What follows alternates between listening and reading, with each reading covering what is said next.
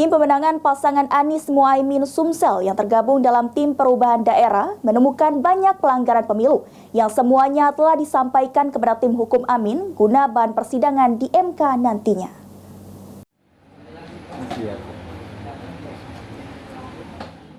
Melalui juru bicaranya Saipul Fadli, tim pemenangan pasangan Anies Muhaimin Amin Sumsel mengungkapkan jika dugaan kecurangan pemilu khususnya Pilpres banyak ditemukan di wilayah perairan yang sifatnya sudah terstruktur, sistematis, dan masif.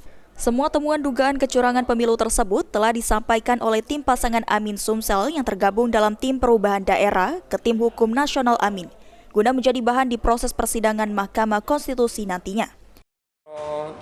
Suara yang sudah dicoblos duluan, kemudian campur tangan dari pihak-pihak tertentu untuk mengarahkan, ini kan bentuk-bentuk kecurangan yang TSM, terstruktur, sistematis, dan masif. Jumlahnya masih besar itu ya?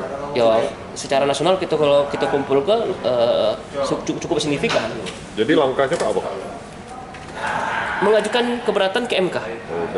Dari tim hukum nasional THN dengan data-data dari seluruh Indonesia, termasuk dari Sumatera Selatan.